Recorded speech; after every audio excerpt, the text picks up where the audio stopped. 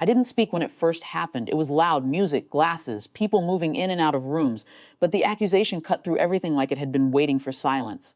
My sister didn't shout. That's what made it worse. She said it clearly, almost carefully, as if she had already decided it was true. You were the last one near my bag. There were people around us, not close enough to intervene, but close enough to hear. I remember the way a few conversations paused without fully stopping, like the room leaned in without admitting it. I could have answered right then. I had time. A few seconds where everything was still undecided. But I didn't. I think I was trying to understand how we got there, or maybe I thought it would resolve itself if I didn't escalate it in front of everyone. Either way, my silence became its own answer. By the end of the night, it wasn't a question anymore. It was a story. The days after felt uneven. No one confronted me directly. That would have been easier. Instead, things shifted around the edges. Messages got shorter. Plans happened without me. When I walked into a room, conversations adjusted slightly, not stopping, just changing direction. I replayed the wedding in pieces. Where I stood. Who I spoke to. The moment she must have checked her bag. I tried to find the exact point where something could have gone wrong. There wasn't one. That was the problem. Nothing stood out, so everything started to feel uncertain. At some point, I even considered whether I had missed something obvious. Not that I took it, but that I had been careless enough to look like I could have. My sister didn't reach out. She didn't need to. Her version had already settled in. The video wasn't something I went looking for. It showed up in a shared folder a few days later. Clips people had taken during the reception. Random angles, mostly forgettable. I almost ignored it, but there was one file, longer than the others. Shot from a corner of the hall. Static. I watched it once, not expecting anything, then again. It wasn't dramatic, no confrontation, no clear moment of theft, just a sequence of ordinary movement, the kind no one pays attention to unless they're searching for something. Her bag was visible in the frame.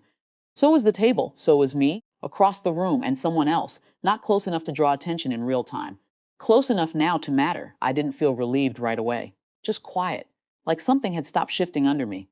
The dinner invitation came that same evening. It wasn't unusual. We had them often enough. But the timing made it feel different, not like a reconciliation, more like a continuation. I almost didn't go, but not going would have confirmed something I hadn't done. Dinner was controlled. Everyone was polite, too polite. Conversation stayed on safe topics, but there were gaps, small pauses where something unspoken hovered just beneath the surface. No one mentioned the wedding, no one mentioned the accusation.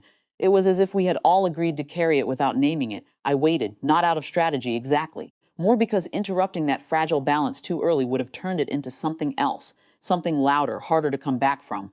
Halfway through the meal, there was a lull, plates shifting. Someone asking if anyone wanted tea. That's when I spoke. I found something from the wedding. It wasn't a declaration, just a sentence. I took out my phone, placed it on the table, not in front of me, but between us, where everyone could see without leaning in. I think we should watch it. No one objected. That was the closest thing to permission. The video played. At first, it looked like nothing, just background noise in visual form, people moving, conversations overlapping. Then, gradually, the frame did its work. Where I was, where her bag was, who approached it, who didn't. There wasn't a single moment where everything snapped into place. It was slower than that. Recognition moving across faces at different speeds. My sister didn't say anything. No one did. The room didn't erupt. There were no apologies, no sudden shifts into confrontation. Just a kind of stillness, heavier than before but clearer. Someone cleared their throat. Another person looked down at their plate like they had just remembered it was there. The story had changed. But no one knew what to replace it with yet. My sister finally spoke, but not to me. I didn't see that. It wasn't denial. It wasn't acceptance either. Just a statement that existed on its own. I nodded. Not in agreement, just acknowledgement, because at that point the video had already done what it needed to do. Anything added to it would have turned it into something else. Something personal instead of factual. Dinner continued. That was the strangest part. People picked up their conversations again, but softer now, more careful, as if everyone was aware that something important had shifted, but no one wanted to define it out loud. No one asked me to stay longer. No one asked me to leave. I finished my meal, thanked our mother, and left the same way I arrived, without ceremony. Outside, the air felt different, not lighter, just more stable. The truth hadn't fixed everything. I could already tell. Some things don't return to what they were, even when the reason for their breaking disappears. But something had been returned to me. Not trust, not fully, just the absence of that doubt. And for the first time since the wedding, that felt enough.